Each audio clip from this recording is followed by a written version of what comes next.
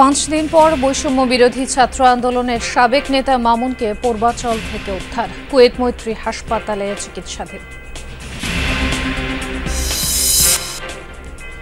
জাতিসংঘে আজ প্রধান উপদেষ্টার ভাষণ, নির্বাচন সংস্কার ও রোহিঙ্গা সংকট গুরুত্ব পাবে, জানালেন পররাষ্ট্র উপদেষ্টা। ডিটারমিন যে ইলেকশনটা উনি করবেন এই ফেব্রুয়ারিতে, এবং ইলেকশন করা মানে হলো যে নির্বাচিত সরকারের হাতে উনি ক্ষমতা হস্তান্তর করবেন।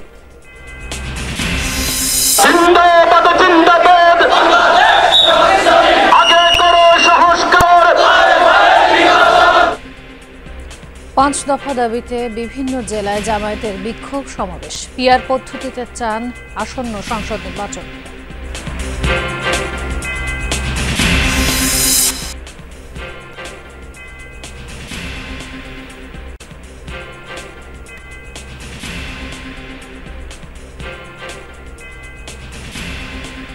সারা দেশে 33,355টি মণ্ডপে হবে দুর্গাপূজা। কয়েকটি স্থানে প্রতিমা ভাঙার অভিযোগ, আইনশৃঙ্খলা বাহিনীকে আরও সজাগ হওয়ার আহ্বান।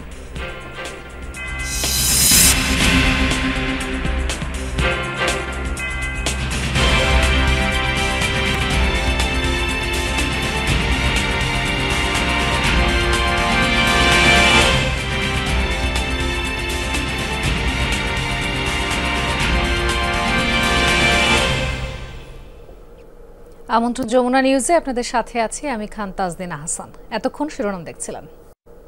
রাজধানীর মিরপুরে এক দোয়া মাহফিলে কথা বলছেন বিএনপির সিনিয়র যুগ্ম মহাসচিব রুহুল কবির রিজভী। সরাসরি যাচ্ছি তার বক্তব্যে। যেতে পারিনি, দিনের ভোট রাত্রে হয়েছে, ভোটারবিহীন ভোট হয়েছে, আমরা আর মামুদের ভোট হয়েছে 2024 সালে। এই সমস্ত অনাচার ভোট, এই সমস্ত অবাধ সুষ্ঠু নির্বাচনকে একেবারে মাটির তলায় কবর দিয়ে শেখ হাসিনা তার রাজত্ব কায়েম করতে চেয়েছিলেন, তার ক্ষমতা ধরে রাখতে চেয়েছিলেন। সেগুলোর যদি কোনো অবশিষ্টাংশ, কোনো চিহ্ন এখনো থেকে থাকে এবং শেখ হাসিনার পথ অনুসরণ করে কাউকে জিতিয়ে দেওয়ার যদি কোনো নীল নকশা থাকে, তাহলে এই জাতির জন্য দুর্ভাগ্যজনক। তবে জনগণ ছেড়ে দেবে না। আমি উপস্থিত এখানে যারা রয়েছেন সবাইকে ধন্যবাদ জানাচ্ছি।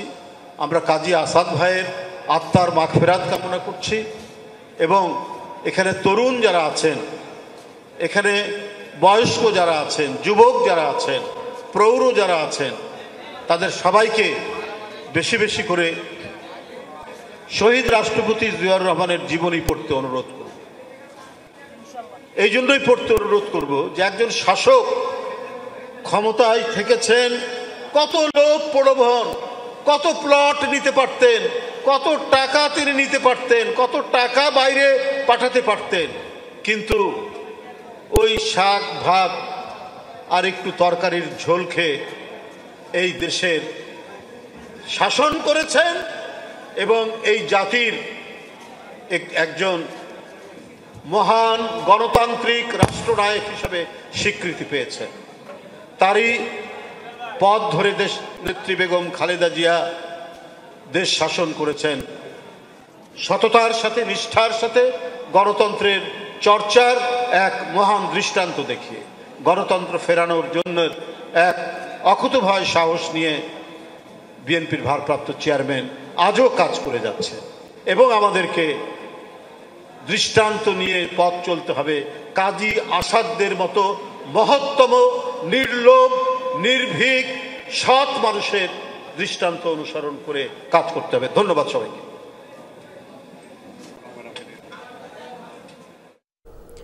এতক্ষণ সরাসরি যুক্ত ছিলাম রাজধানীর মিরপুরে। নিখোঁজের 5 দিন পর বৈষম্য বিরোধী ছাত্র আন্দোলনের তুরাগ থানা কমিটির সাবেক যুগ্ম আহ্বায়ক KM মামুনুর রশিদ উদ্ধার হলেন।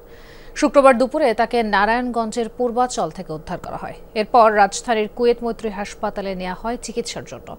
তবে কে বা কারা তাকে অপহরণ করেছিল তা এখনও জানা যায়নি। গত রোববার সকালে সাদা পাঞ্জাবি পায়জামা পরে বাসা থেকে বের হন মামুন। এরপর থেকেই তিনি নিখোঁজ ছিলেন। এই ঘটনায় পরিবারের পক্ষ থেকে স্থানীয় থানায় ডায়েরি করা হয়েছিল।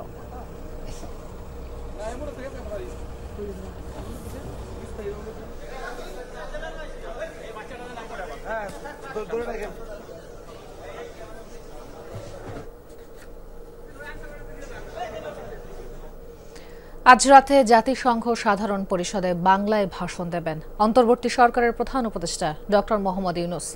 ফেব্রুয়ারিতে ভোটের মাধ্যমে নির্বাচিতদের হাতে ক্ষমতা হস্তান্তরে সরকার যে বদ্ধপরিকর, ভাষণে সেই বার্তা বিশ্ববাসীর কাছে স্পষ্ট করা হবে। সেই কথাই যমুনা টেলিভিশনকে জানিয়েছেন পররাষ্ট্র উপদেষ্টা তৌহিদ হোসেন।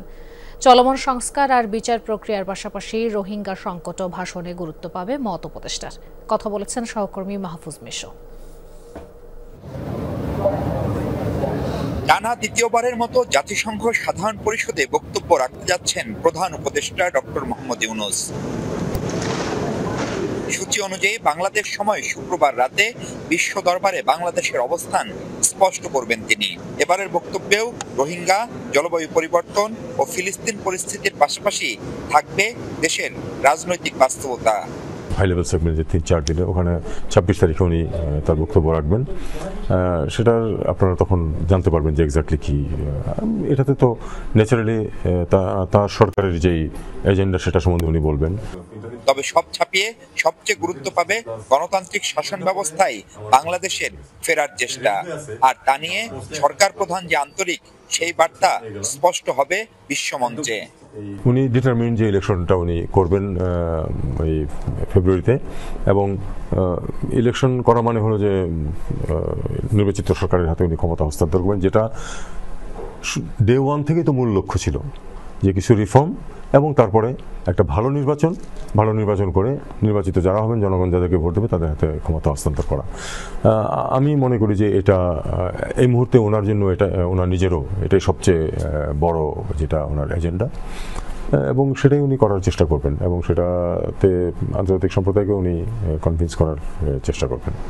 পাশাপাশি বাংলাদেশে বিনিয়োগে বিদেশিদের আরও একবার আহ্বান জানাবেন প্রফেসর ইউনূস। যুক্তরাষ্ট্র সহ পশ্চিমা বিশ্ব তথা আন্তর্জাতিক সম্প্রদায়ের কাছে আগে থেকেই দারুণ পরিচিত নোবেল জয়ী প্রফেসর মোহাম্মদ ইউনূস টানা দ্বিতীয়বার জাতিসংঘের এই সাধারণ পরিষদে সরকার প্রধান হিসেবে বক্তব্য রাখতে যাচ্ছেন তিনি।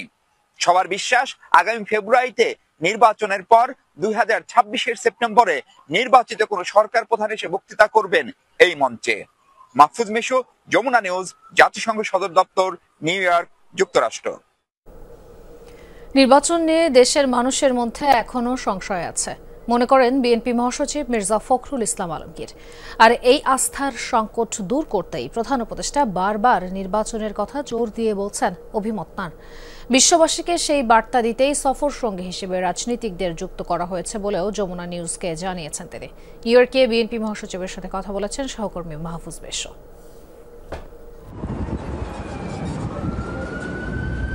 সরকারে না থেকেও জাতিসংঘ সাধারণ পরিষদে প্রধান উপদেষ্টার সফর সঙ্গী হয়ে নিউ ইয়র্কে এসেছেন বিএনপি মহাসচিব মির্জা ফখরুল ইসলাম আলমগীর সহ কয়েকজন রাজনীতিক। এটাকে অন্তর্বর্তী সরকারের আন্তরিক পদক্ষেপ হিসেবেই দেখছেন বিএনপি মহাসচিব। বলছিলেন, দীর্ঘদিন দেশে সুষ্ঠু ভোট না হওয়া সহ নানা কারণে নির্বাচন নিয়ে এখনো সন্দিহান অনেক মানুষ। সেটি দূর করতেই রাজনীতিবিদদের সরকারি বহরে যুক্ত করা হয়েছে বলে ধারণা তাঁর। উনি ভেবেছিলেন যে রাজনৈতিক দলগুলোকে যেখানে নিয়ে এসে আমি একসাথে প্রেজেন্টেড হতে পারি গ্লোবাল অর্গানাইজেশন ইভেনের মতো জায়গায়, তাহলে that will give a good message to the world and আপনার একটা আস্থা বাড়বে মানুষের। ঢাকা থেকে নিউ ইয়র্ক, দেশে বিদেশে সবখানে ফেব্রুয়ারিতে নির্বাচন বলে বারবার আশ্বস্ত করছেন প্রধান উপদেষ্টা। মূলত দেশে যে আস্থার সংকট তৈরি হয়েছে তা দূর করতেই সরকার প্রধানের এমন অবস্থান বলে মনে করেন বর্ষিয়ান এই নেতা।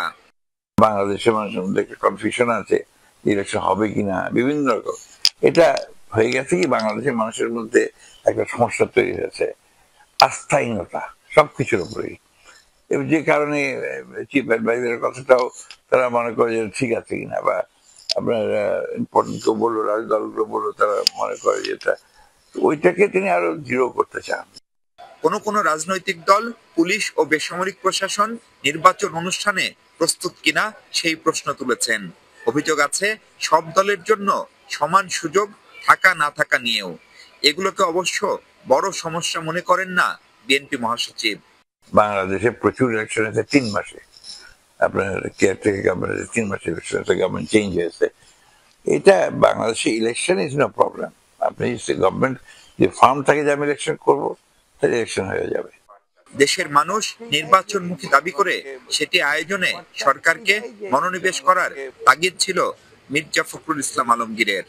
দেশ কিংবা বিদেশ সবখানে সব বক্তৃতায় ফেব্রুয়ারিতেই যে নির্বাচন, সে কথা বারবার স্পষ্ট করছেন সরকার প্রধান প্রফেসর মোহাম্মদ ইউনূস।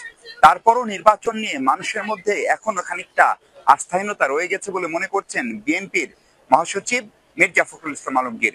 যদিও তিনি বলছেন এ বিষয়ে সরকার প্রধানের আন্তরিকতার কোনো ঘাটতি নেই। মাহফুজ মিশু, যমুনা নিউজ, জাতিসংঘ সদর দপ্তর, নিউ ইয়র্ক, যুক্তরাষ্ট্র। পিআর পদ্ধতিতে জাতীয় নির্বাচন সহ 5 দফা দাবিতে দেশের বিভিন্ন জেলায় বিক্ষোভ সমাবেশ করেছে জামায়াতে ইসলামী। সকালে নাটোর শহরের স্বাধীনতা চত্বর এলাকায় সমাবেশ করে দলীয় নেতাকর্মীরা। দেশের সার্বিক সংকট নিরসনের পর গণতান্ত্রিক পরিবেশ নিশ্চিত করে সুষ্ঠু নির্বাচন আয়োজনের দাবি জানান বক্তারা। পরে শহরের প্রধান প্রধান সড়কে বিক্ষোভ মিছিল নিয়ে তারা প্রদক্ষিণ করেন।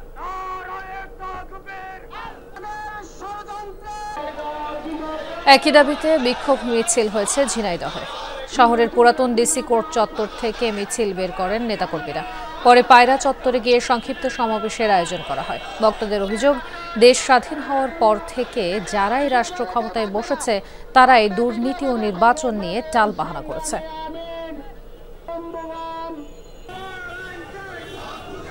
হবিগঞ্জের কোর্ট মসজিদ প্রাঙ্গণে সমাবেশ করেছে জেলা জামায়াতের নেতাকর্মীরা।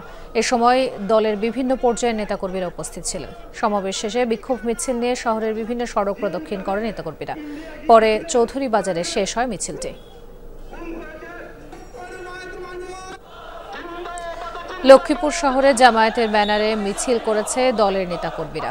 দক্ষিণ তেমোহনী থেকে বের হয়ে বিভিন্ন সড়ক প্রদক্ষিণের পর উত্তর তেমোহনী এলাকায় শেষ হয় মিছিলটি। পরে সংক্ষিপ্ত সমাবেশে জুলাই বীরদের রাষ্ট্রীয় মর্যাদা দেওয়ার দাবি তোলেন বক্তারা।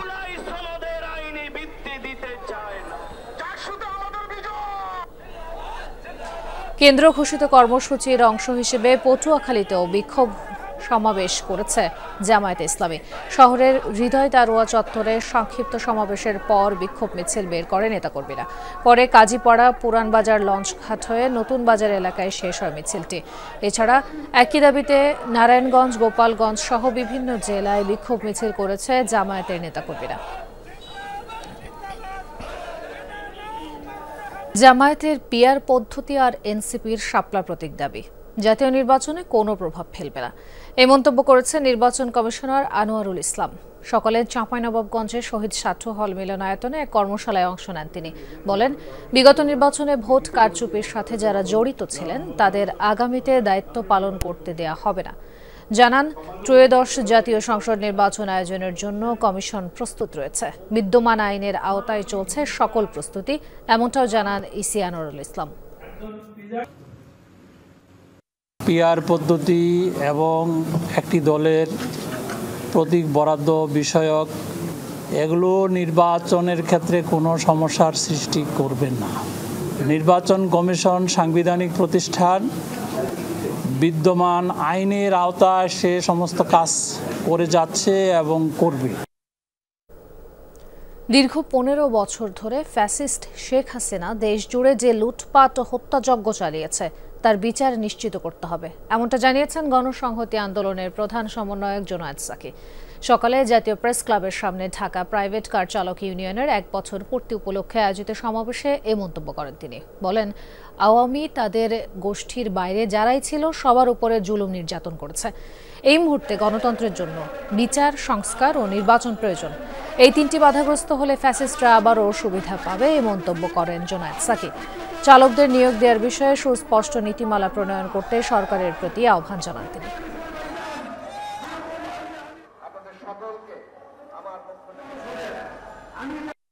বিচার, সংস্কার, নির্বাচন, আমাদের এই 3টা হচ্ছে এই মুহূর্তে আমাদের প্রধান জাতীয় স্বার্থ। আমাদেরকে এই 3টা পাড়ি দিয়ে গণতন্ত্রে পৌঁছাতে হবে। যদি আমরা পৌঁছাতে কোনোভাবে না পারি, আমাদেরকে যদি এটা বাধাগ্রস্ত কেউ করতে সক্ষম হয়, তাহলে কারা লাভবান হবে? ওই ফ্যাসিস্টরা। চোরাগোপ্তা হামলা করে রাজনীতিতে আসতে পারবে না আওয়ামী লীগ, এই মন্তব্য করলেন বিপ্লবী ওয়ার্কার্স পার্টির সাধারণ সম্পাদক সাইফুল হক। রাজধানীর ইঞ্জিনিয়ার্স ইনস্টিটিউশনে জাতীয় যুব কনভেনশনে যোগ দিয়ে এসব কথা বলেন তিনি। সাইফুল হক আরও বলেন, নির্বাচন বিলম্বিত হলে সামাজিক নৈরাজ্য পরিণত হবে রাজনৈতিক নৈরাজ্যে। আলোচনার মধ্যে কেউ রাজপথ দখলের চেষ্টা করলে অথবা এজেন্ডা বাস্তবায়ন করতে চাইলে সেটা হতে দেবে না বিপ্লবী ওয়ার্কার্স পার্টি। বলেন, গত 1 বছর খেটে খাওয়া মানুষের জীবনযাত্রার কোনো পরিবর্তন হয়নি। অভিযোগ করেন, বৈষম্য দূর করতে অভ্যুত্থান হয়েছে, কিন্তু বৈষম্য আরও প্রকট হয়েছে। তরুণদের মব, সন্ত্রাস, চাঁদাবাজি, দখলদারিত্বে ব্যবহার করা হচ্ছে এমন অভিযোগ করে সাইফুল হক বলেন, ক্ষমতায় যাওয়ার হাতিয়ার হিসেবে তরুণদের ব্যবহার করা হচ্ছে।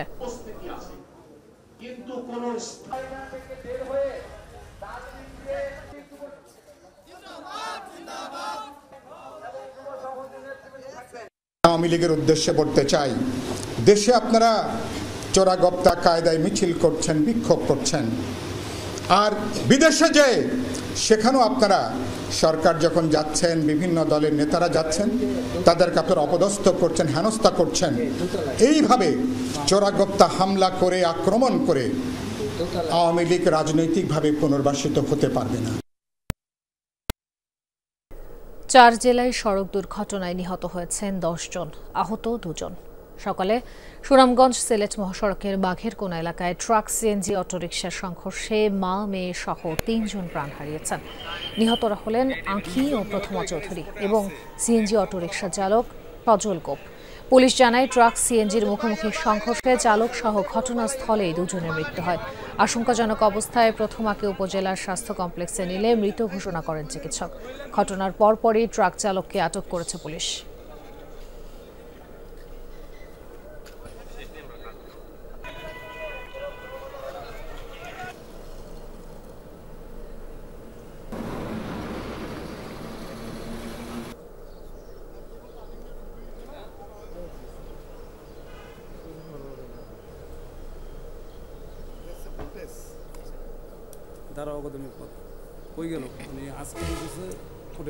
নিখোঁজের 5 দিন পর বৈষম্য বিরোধী ছাত্র আন্দোলনের তুরাগ থানা কমিটির সাবেক যুগ্ম আহ্বায়ক এম মামুনুর রশিদ উদ্ধার হলেন।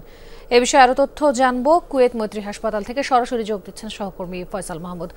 ফয়সাল, কে এম মামুনের শারীরিক অবস্থা এখন কেমন রয়েছে? তার এতদিন নিখোঁজ থাকার ব্যাপারে কোনো তথ্য কি জানতে পেরেছেন কিনা?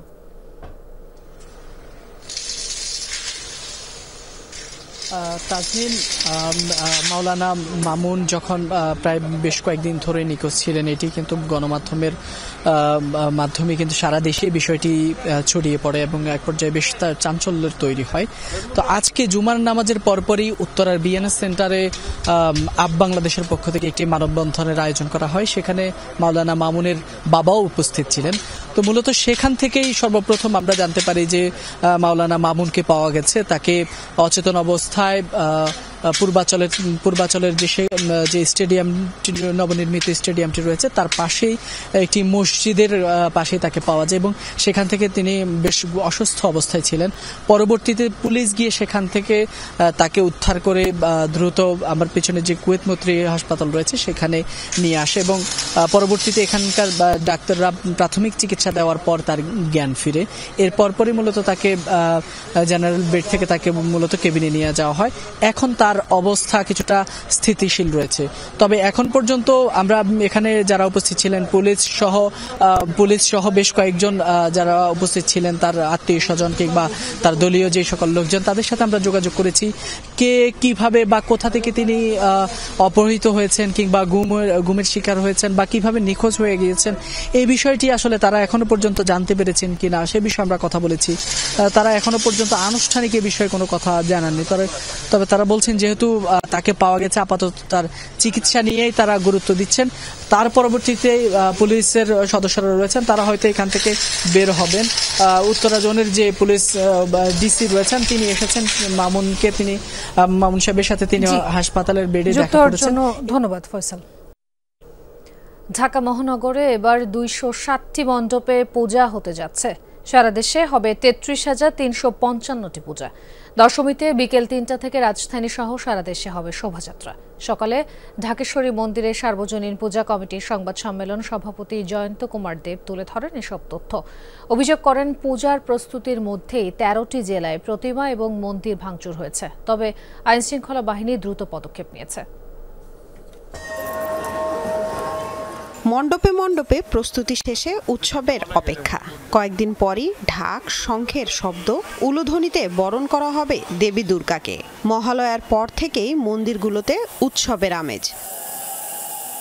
শারদীয় দুর্গাপূজা নিয়ে সংবাদ সম্মেলন করে মহানগর সার্বজনীন পূজা কমিটি ও জাতীয় পূজা উদযাপন পরিষদ। জানান পূজার নানা তথ্য। এ সময় মহানগর পূজা কমিটির সভাপতি কয়েকটি স্থানে প্রতিমা ও মন্দির ভাঙচুরের অভিযোগ করেন।